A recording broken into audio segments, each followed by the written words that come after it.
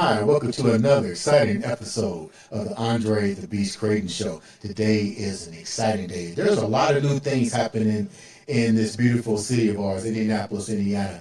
I call it going back to the old days, the Cotton Club, where we used to have entertainment. The family can go out and enjoy themselves, have some good food, entertainment. But nothing is more entertaining to me than having a good comedy show. And on the show today, we have no other than Indy's own born and raised Indy Boy in the house today. What's up, big dog? Hey, what's going on, Beast? Appreciate you and letting me come on the show and do this with you. No problems. You know what? Let's get right down to it. Who is Indy Boy? How did the name come about? The road to comedy, the whole 9 yards. It's kind of interesting. Ever since I was little, I was just always wanted to be in front of cameras, wanted to be I'm the funny kid out of the family, you know. But the name Indy Boy is just a representation of Indiana. Okay. It was a name I was given back when Yahoo had Yahoo groups, you know, right. Back in the day before Facebook was even known. And we was in there and people was from different states and stuff. And I told everybody I was from Indiana. It's like, oh, Indy. And they was like, oh, Indy Boy. And I was like, okay, I'll roll with it. So I have been getting called Indy Boy for years. And then I went to the service. I was in the military for 14 years. What part of the military? Marine Corps. Okay, you know, hoorah. Yeah, you know, Devil Dogs. Shout out to all my Devil Dogs out there. Love you guys. Appreciate you for what y'all doing out there. And then came back home back in 2020. And I've been doing acting. Shout out to my good man Eric Washington out there. I've been doing things with him. And one day I went to support a good friend of mine, right, Atia, at a comedy show at Illusions. Okay. And I was like, man, I've always wanted to do comedy. I was just wanting to get on stage and see. Oh, hey, she should have invited you there. So I was like, I wanted to see what it was about. So went to an open mic night. Okay. And next thing you know, he's introducing me to comedian Mike Shaw, who's also going to be at the show. And he's like, what's your name? I was like, Indy Boy. He's like, you going to get up and do something? I said, I mean, I can, but I'm not really prepared. Right. But I've always had jokes I've always wanted to say. So I was nervous. And went on stage. He introduced me as Indy Boy, and you know, Aisha the Body, who's also going to be on it. She's like, I want to call you Indy Boy. I want to call you Indy Man because you're a man. I'm like, I like Indy Boy personally. I said I can't go by that because nobody knows me by that. But been rocking and doing things here locally in Indianapolis. Shout out to Atia because I go to his open mic nights on Wednesdays.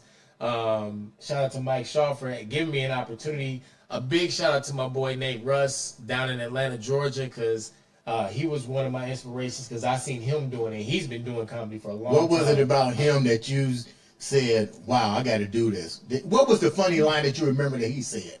Oh, man. Praise dancing. Really? He's the praise dance. Really?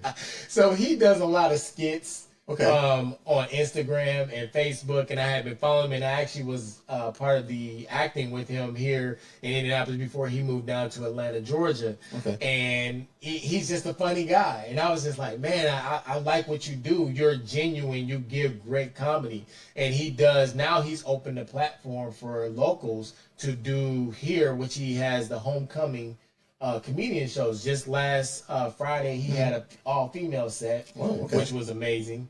The last month he had another set before then that I did miss that one, but I went to his very first one. And so it's something he's doing locally to open up the market, you know, just like how Mike Epps does as well.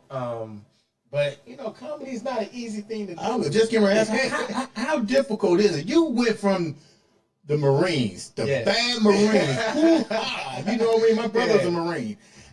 You know, were you funny when you was in the Marines? Let me go back a little bit. Were you funny?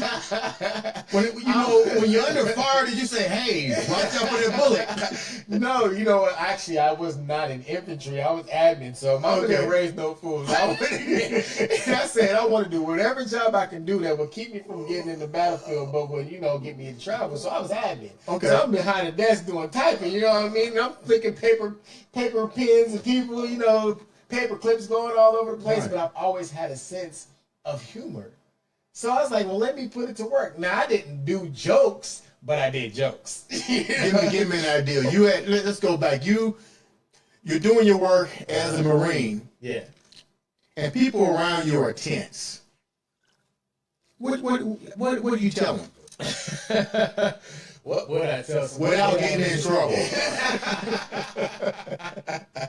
Well, I mean, I would never really tell a lot of jokes. It was a motto that I lived by. Never stop smiling because you never know whose day you make better. So I like that. I would Yeah. tell them that. Because they're always mean mugging and looking mad and upset. Well, you Marine, you got to. I mean, well, come on now. We in the office. We mugging right now. Like, we in Iraq or Afghanistan right now. So just smile. Okay. You know, smile, make the world brighter. You know what I'm saying? Now, some people I tell them don't smile because your teeth is throwing up gang signs. You might want to stop for a minute. You don't need to smile. Just do a smirk. Just Okay. come on out, you know, type deal. But I always having a good sense of humor because they say laughter is good for the soul. Yeah. So you want to make sure that people enjoy being, they love being around me, which is a great thing because I like being around people. Right. And I've always been a people person. So now having this other platform to kind of step on that's leading towards acting as well is just like, man, I want to be known as one of the greatest. I don't want to be the greatest. Right. I just want to be one of the greatest. Like the Richard Pryors, the now you got your Kevin Hart's, but I look up to Richard Pryor and Eddie Murphy, Red Fox. Right, You know, right. those are the ones I grew up on. Right, and I right. remember Eddie Murphy Raw, you know, and I remember Richard Pryor back in the day. How hard is it for you guys to get in? You mentioned you do a lot of open mics. Like, how hard is it to really? Let me rephrase this, Okay. because there's a lot of comedians Yes, out there, a lot. and you really have to do it to some degree because you just, like you said, you like making people laugh. Mhm. So, but how hard is it to really get to that top? Do you really got to have that one funny joke, that tagline? I'll take it back to what something Kevin Hart said in one of his interviews. His first time ever getting on the stage, the guy said, "You were funny, but I didn't know anything about you." And if you notice, when Kevin Hart really started getting out there, it was all about his family. You got to know him personally, some of the things he went out and did. Now, are all comedians doing that? No. You may have to have that one line that gets you because you tend to run out of jokes. So you got to go back to what some of your old material was. Do you really run out of jokes when you're funny? No, I guess not. But I have watched comedians through the years from the beginning, and then you see them years later, and they may do a joke that they did back in the day. You're like, I remember that joke. Yeah. Oh, it is still funny. So, but it's hard to be funny when people are looking at you like this. When that And they happens, don't want to laugh. because you getting ready to perform, we were talking about this before the show, you getting ready to perform again. Yeah. Tell me about the first time that you actually, because you shared it with me. Ooh. And I remember I said, well, you scared? Like, how do you all of a sudden just man. go there and somebody say, go on the stage? Oh my God. Look, now I think I'm funny. So my first time hitting the stage at Illusions, open mic night, I had the jitters. I got up there called Cottonmouth, but at the same time, the jokes were good enough that people laughed, but I was spitting them out so fast, it didn't give people enough time to really enjoy the comedy that I was giving. So then, as I spoke with Mike Shaw, I gave I had somebody video me, and I gave it to my guy Nate Russ. He's like, "You got good stage presence. Now you just need to slow down and let your comedy breathe." And I was like, okay. So then I did that, and then he gave me this book by Judy Carter, which is called The Comedian Bible or something to that nature. So I started reading that to help get better, because you never want to stop learning your craft. What were some of the things what were 3 things out of the book? Haven't started reading it. I just got it and just can't remember. He's like, how many things had you done out of there? So in chapter 1, what was they talking? I don't even know. So, okay, check this out. Let's go back now. So you go there, and your friend who's already a comedian have you to go to the open mic. Yes. What did they share with you that you still use to this day? Be yourself. Be natural. Let the comedy be, use your joke. Do your joke. He said, just relax and go out there and do you. Because that's all you can be is you on the stage. What is you? Oh, I'm just that guy. I'm that guy. Okay. I'm the funny that little tickle in the side of your rib right there. You're like, oh man, stop tickling me. That's me. I'm just all natural, all love. Sometimes I come up with a joke right on the spot when I'm on the stage. And thing about it is I'll prepare for a show. Really? And I'll have it in an order that I want to do. So you're just like you're an entertainer. Yeah, you have to write your material. Yes, and what's funny is I'll get on the stage, forget what I wrote. Hold down. I like Jerry Seinfeld. Uh-huh. So I remember a particular episode that I was watching on Jerry Seinfeld, and I wonder if this happened to you. He got up in the middle of the night and he wrote something down, and he went back to sleep, and he couldn't remember none of it until the end of the episode. He goes, "Oh God, I know this." That's happened to me so many times. Really? I have a joke in my lineup, and I'm like, "Oh, I got it." And I have it set. Okay, I'm gonna start here, and this will lead into this, and then you're practicing. You're practicing in front of a mirror to make sure you got the timing right. Because if you got a 5-minute set, you want to make sure you do your 5 minutes. You got a 10-minute set, you want to do your 10 minutes. I got to cut this. So you're practicing in front of the mirror. Yes. Or you're laughing at yourself. I am laughing at myself. Because if y'all not gonna laugh, I'm at least gonna laugh. Okay. I'm just saying, y'all gotta understand, this is not an easy job. Shoot, meteorologists ain't even got an easy job. They be trying to tell you the weather, and the weather be all wrong. So Every time you're like, it's gonna rain today. Let me get my raincoat. You get out there, it's sunny. You like, hold on, what happened? So let me ask you a question. Back in the day, we used to see the comedians. Prime example, the Nutty Professor, and you don't really do you ever do that to not to badmouth people or to demoralize them, but what's your take on using the crowd in your material? Well, there's a particular comedian who does it very well, D.L. Hughley. He does it very well. People laugh, and it's not, I'm not demoralizing you. It's really just, it's a play. It's having fun. You're here for jokes. But how do you know how to pick the right? I was at the D.L. Hughley concert, and it was phenomenal. As a matter of fact, he bought me a drink, and I was like, wow, okay, that's really cool. Yeah. Hell, shit, as much as I paid for that ticket to sit in the front row. Funny thing is, I was just at a friend of mine, Lachey. She had a thing called It's a Kickback. And I went to her event, and there was literally at the bar, you get to see the crowd before you get on the stage. And I'm like, man, there's a lot of stars in here. Because there's a group that looks like Little Johnny East Side Boys. Right. I got a dude that was on the mic singing songs sound like DMX. And then I had a guy who looked like, goodness gracious, what was his name? From Don't Be a Business South Central Roger, can you do something? I know you're talking about. So, we there, and I go through, and I'm like, man, did y'all catch all the celebrities in here? And I get to the guy who looks like the guy from Don't Be a Business. I'm mad I can't remember his name. But it wasn't demoralizing to him, but he took it personal. Really? So, at the end of my you did a joke. Somebody did a joke. I said, hey, did y'all notice we got a little Little Johnny East Side Boys at the bar? We had DMX on the mic a little earlier. Right. And then we got, you're gonna have to help remember his name. I see him in my head, but I can't remember his name. He was the guy who Marlon Wayans played. Okay.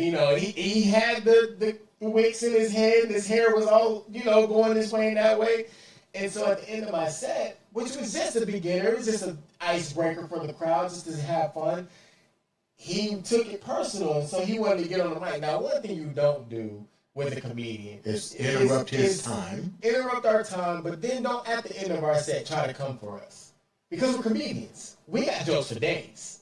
So he was like, he got on the mic, she let him get his little 30 seconds of fame. He's like, you want to get on here, and this is how you get somebody back. And I'm like, bro, it was a joke. Yeah. You take it as a joke. It was nothing personal towards you. You just look like him. Right. Laugh about it.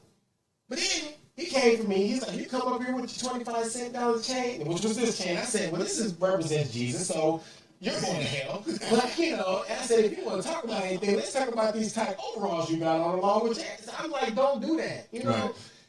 It's a way to address someone. If I make a joke about you, you didn't appreciate it, tell me. And I'm like, oh, it wasn't intentional. It's comedy.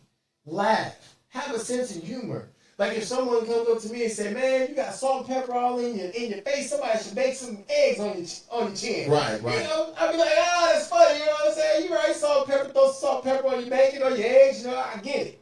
But I'm not going to get mad about it. I'm not going to come for you. How old are you? You can't be 41, you bald. What the hell's wrong with you? I'm like, well, kind of age a little quicker than those. How do you know how to change it up? Or when something like that happens to you, it has to really project a different way of coming at people? Because you don't want it to happen again. So do you really change your material up? You don't have to change your material up. What I believe it is, if you're going to say or jokingly talk about someone in the crowd, you don't say a joke that literally punches them in the stomach. Like if you have a big woman there, you be like, oh, you got this overweight person. I bet you, if I take blood from you, it's going to spill you who. You don't do that. Right. But you might have a small little joke, in a sense, or, but then you also have hecklers in the crowd who be like, you ain't funny. And you're like, who's that? And then you got to get them because they're heckling you and you're interrupting my time. Which does that happen to you before? Haven't had it happen yet, and pray to God that it does not happen. It does happen. You got to be ready. You got to be ready. You can't sit there and because you're the presence on the stage. You demand the stage. It's your stage. No one can have this. It's like when Michael Jackson got the mic, nobody could touch the mic except for Mike. So he nobody got it. Once he got it, it's his. You're not getting it back. How do you determine how to come out with the crowd? How do you feel the crowd? You see the crowd. Yeah. How do you determine the atmosphere? Because does that mean right now, like if you feel it hostile or something, we have that feeling because we're humans. Yeah. But you got material for that day. Mm-hmm.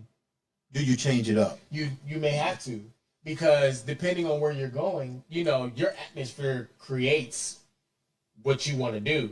If I got a whole crowd of black people, I know I can do these particular jokes. If I got a whole crowd of white people, I know I can only do these particular jokes. So you gotta gauge. You gotta have more than just kind of one set in your head, and you have to have some of your go-tos. That if this didn't work, when you did this set here, it had everybody explode. So you gotta have those in the back of your head too, because as much as comedy can be a script, it's also improv too. How do you? Let me put it the right way. What are some topics that are difficult with the media, everything that we got going on, that you can take something and a particular topic that might be controversial? Mm-hmm. How do you really take that and spin it to where it can lighten up the people in the audience? Well, I know a big controversy is talking about the LGBT community. Right. So I kind of steer away from that. I don't really try to go into that direction because I have friends who are LGBTQ. But don't they laugh? They laugh too. And it's interesting because I believe, for me, right, a lot of things have become very, very sensitive. Mm-hmm. Because you look at the Eddie Murphys, you look at the Richard Pryors. They used to talk about that all the time. Yeah. And now it's, don't talk about me because you don't know what we don't know what you went through, but it's just a joke. I didn't point the finger at you and say this. Mm-hmm. I'm just saying it on a general scale as a joke, and if the people laugh, just laugh with them. I'm not poking fun. Like if I talk about black people, I can guarantee you black people, you go to any black house, you're going to have plastic bags in some drawer there. Black people going to laugh because it's true. It's true. It's true. We don't get, man, what you trying to say about black people? We like chicken. We eat watermelon. We don't name the flavor of Kool-Aid. We give it a color. No, I'm not really a watermelon fan. I'm not either, but it's the stereotypical things that you hear. So it's like, these are jokes. Laugh at the joke. Don't be mad at the joke. We talk about white people. They're proper. They talk like this, and they have their numbers, and they count their steps. Laugh. It's a joke. It's not meant to say I'm being racist towards you. It's not meant to say that I don't even like your people. I like all people, but it's a joke. You got to be able to laugh and have a sense of humor, because at the end of the day, if you're going to desensitize us to everything that you guys are doing anyway, and what the world's agenda and social media has out there, you're desensitizing us to it and you're throwing it in our face. Why can't I make a joke about it? Right. You want us to welcome you, regardless, race, religion, whatever the case may be. You want everybody to be welcome, but you can't tell jokes. And I feel like joking is the one platform where you should be free to be you. And free. You have gay jokes. You have homosexuals who are comedians. You have black comedians, white comedians, Asian comedians. Mm-hmm. There is no scale. It's like the whole rainbow is there. So typically, there should be no limit on the jokes that you can say because every type of style in the world is in comedy. It's in acting. Right. It's everywhere. It's to let people breathe. I get to come here and relax, put my hair down. I ain't got no hair, but put my hair down. Right? You know, so it's just go out there and have a good time. If it offends you, let the comedian know. Yeah. We are not against constructive criticism. Right. Just don't be so mad that now I can't host the Oscars for something I said 20 years ago. Kevin Hart. Yeah. I'm like, you didn't let him host because he said something 10 years ago?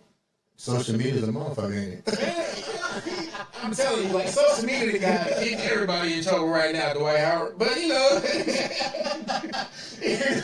but it's getting a lot of people in trouble right now. You know? shared something with me while we was preparing for this show, and I was talking about the logo. Tell me a little bit about the logo and what you got going on now, because you're more than just a comedian. Before we wrap up, tell a little bit about the story of your logo and where you're at now. Okay, well, I definitely appreciate you letting me get this opportunity.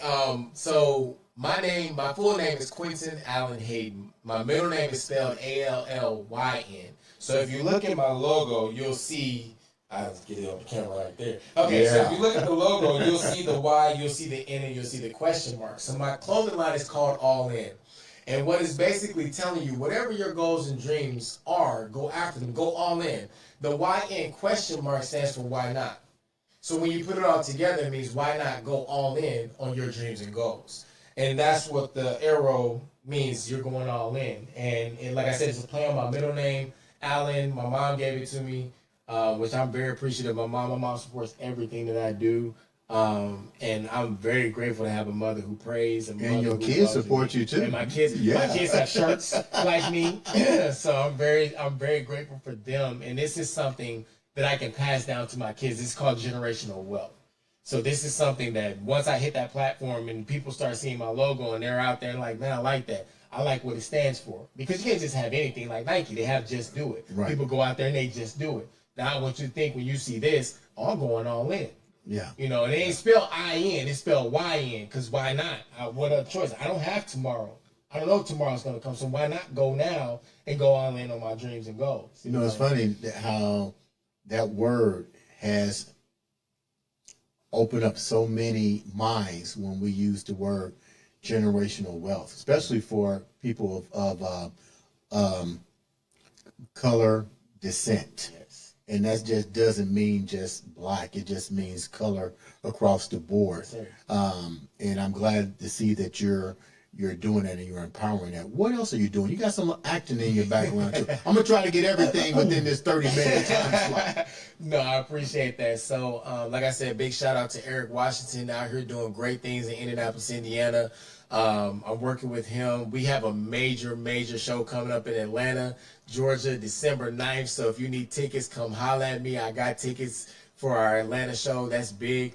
But I've been doing acting since I was knee-high to a grasshopper. So you're laughing in the mirror, you're laughing in school, you're laughing while under fire, and you're acting. Which one is real? All of it? All of it is real. All of it is real. So acting came along because I was big. I grew up in the Michael Jackson era in 1982. Okay. January 5th, 1982 is my birthday. I grew up in the Michael Jackson era. So learning to dance like Mike was a big thing for me too. But acting was just natural. So I call myself NBA. Natural born actor. Oh, I like that. You know, so that's what I go by when I do my email that has to do with acting now. Because I didn't use it at first. I just used my last name, just something to send emails to. But I was like, no, you're a natural born actor. This is what you do. You know? And I've been learning so much from Eric that I encompass a character. I really try to get off script as fast as possible so now he can mold me for my character. And then I'm practicing at home to make sure that I become this character. You know, such as my character who I'll be playing in Atlanta, Georgia. He's very prestigious.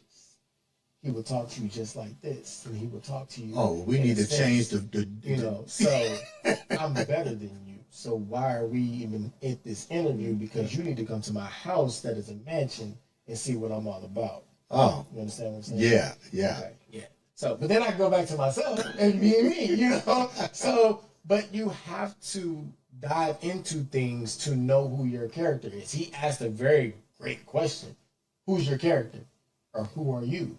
Mm-hmm. Like, well, I'm Quinton. He's Right. like, no, who's your character? And you got to, your character needs a backstory because he doesn't give you a backstory. He lets you have the freedom to create your own backstory. And then when you get that backstory, eat, breathe, talk, walk, become the character. The character, yeah. Just like how Jamie Foxx slept on the street with a bum to become the character that he played in that movie. Mm-hmm. Just you have to go through certain things to become this character. You can't just say, "Well, I'm gonna just be me and I'm gonna figure out how this character." No, You know, I think if everybody walked in somebody else's shoes, man, the world would be a whole different place. Before we wrap up, how can the viewers reach out to you for booking engagements, to know about your merchandise? Give the viewers some information on that. So if you want to reach out to me, you can find me on Facebook by Quinton Hayden, QuintonHayden. If you want to find my clothing, you can find that on Instagram at All In Clothing.